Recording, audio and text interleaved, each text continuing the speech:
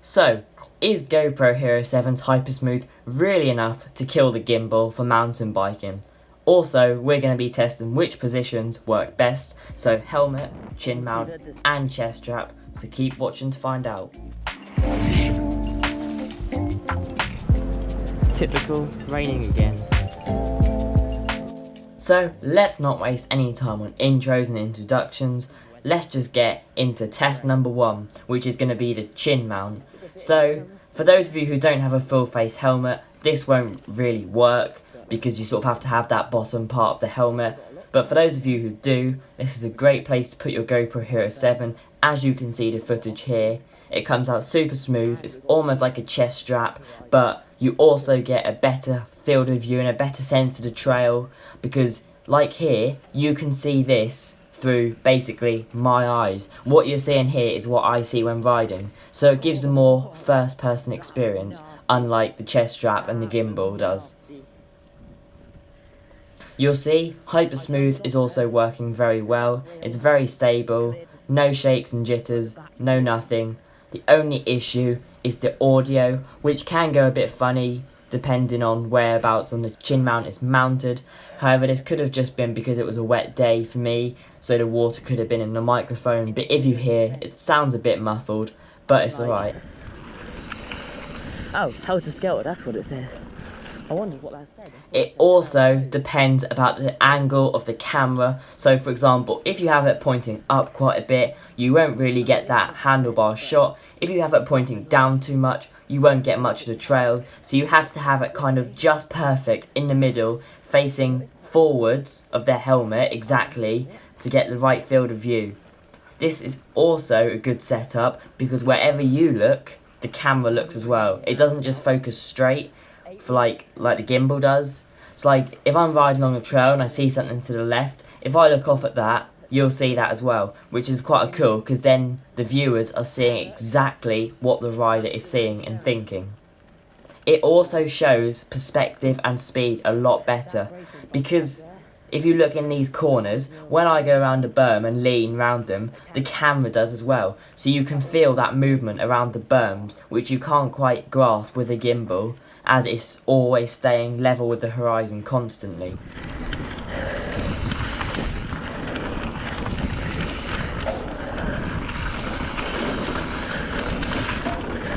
God, this is enjoyable stuff, especially in these conditions.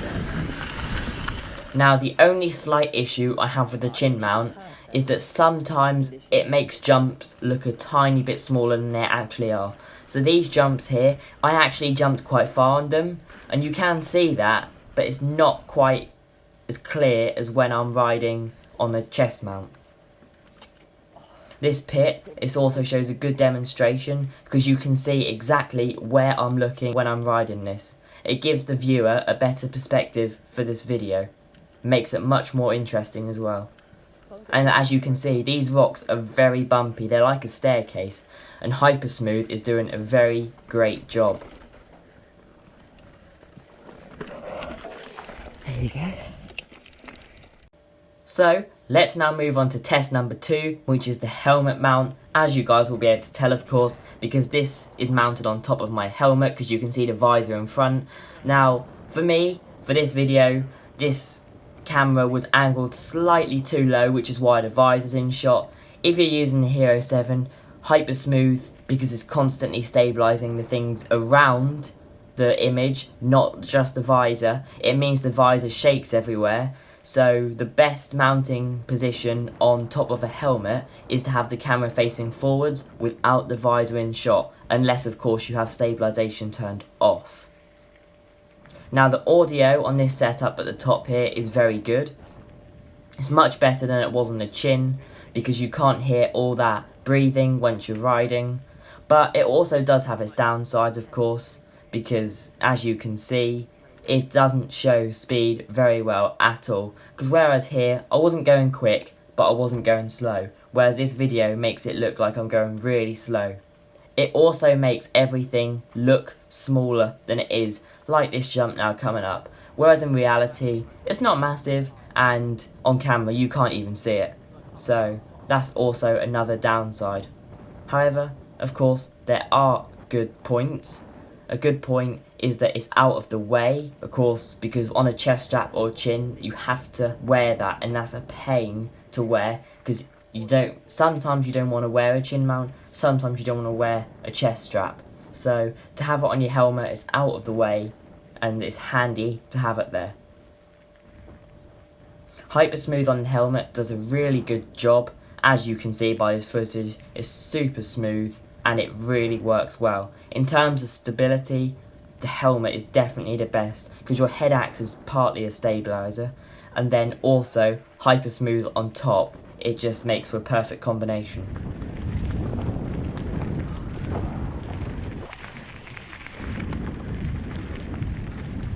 I do, however, not really like this setup, as the viewers just sort of see it as a video.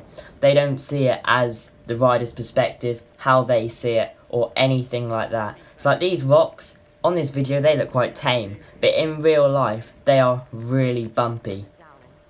This also leads on to Hypersmooth being really good again, because these, if you can see my bike there, you'll see it shaking away, and Hypersmooth is doing a fantastic job of keeping the footage stable and watchable. There's only one more downside with the helmet mount, and that is it picks up a lot of wind noise, even in wind mode, because it's basically getting all the wind blowing over your helmet. This next footage is also a quick example of what it looks like versus unstabilised footage, so I also took along a Hero session to film a little bit, so then that way I could then compare it to the Hypersmooth. So here we go, Hypersmooth with the GoPro Hero 7 will be on the right, and the unstabilised footage with the GoPro Hero session is going to be on the left. So you can see just how well Hypersmooth does to stabilise it, and just how much of a difference it makes, even on the helmet. So, this is the final mounting position, so the final test. This is the chest strap. So this is where you'll have your gimbal, if you ride with a gimbal of course, but this is just the Hero 7 on its own stabilising the footage. The GoPro Hero 7 Black. So, you can see it's a bit similar to a gimbal, the field of view, the angle and everything, but it's just a lot better to watch because it gives a sense of a trail better, because riding a gimbal, it takes away that element of the trail. So when watching it, you can't actually see how hard that trail is or how you've gone round that corner, because it's just so smooth and always staying level with the horizon. Whereas with Hypersmooth on the chest mount and the GoPro, you lean into the corners, you can see that on the footage, you can see some slight bumps, you can see the up and downs when you go down hills and up them, so you can see how steep they are, so everything looks and feels more realistic, and it doesn't make it look as easy as it does with a gimbal, which personally I prefer, and I might start using the Hero 7 on its own with the chest strap as my setup for local videos, because the footage just comes out great.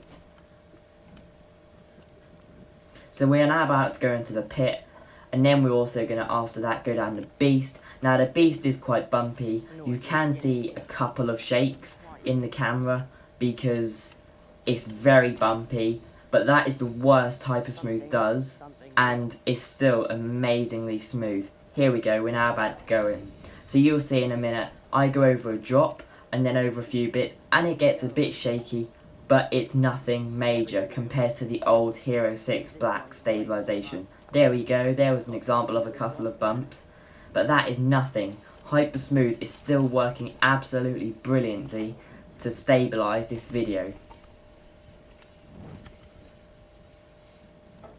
It also shows this perspective a lot better again, especially this angle on the chest strap, because it shows speed, I think the best out of all of them.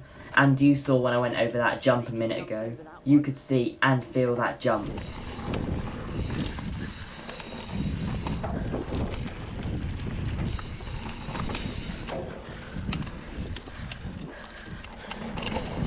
So this is a good test, because it will show just how well the Hero 7's Hypersmooth works on quick technical descents. as you will have heard just then, the audio. Now, the audio on the chest strap is not so good because, of course, the GoPro is in its frame, so the audio and the microphone's being blocked, whereas when you're in a gimbal, they're open. So that's the only downside of all three of these, really, is that the audio is gonna be a slightly muffled, but you can still hear it as you heard earlier. You might just have to turn it up a bit. But here, this is a low light situation, and we'll also go into one next, and you will see that the Hero 7's Hypersmooth doesn't really cope well in low light situations. If you look in this video up at the trees, you will see there's some slight jittering and shake in the trees because it can't really cope. You also get a bit of motion blur, and it goes a bit blurry sometimes, and the footage is not quite as crisp and clear as it is in daylight. That's the only downside with Hypersmooth. It doesn't work that well in low light conditions. Although it's not as bad as the Hero 6 because that was awful, so it's a huge upgrade compared to that. This is the last descent on the trail, and you'll see here these are quite big berms and you go quite quick, and this Hypersmooth is doing a great job to stabilise it yet again, as always. And this video is so much better than the other ones I've done previously because you can really see these berms and really get that first person feel of how I'm going around them corners, because you can see how much I'm leaning into the berms and everything like that. So it gives a more realistic feel. So Hypersmooth is great and it works really well. It's definitely an upgrade over all previous GoPros, and I'd go as far as saying it's one of the best on the market. Of course, I haven't tested the DJI Osmo yet, or the SJ Cam, but the SJ9 Strike, I haven't tested them yet, because they might be just as good. But personally, for me, out of the ones I've tested, the Hypersmooth still works the best for me.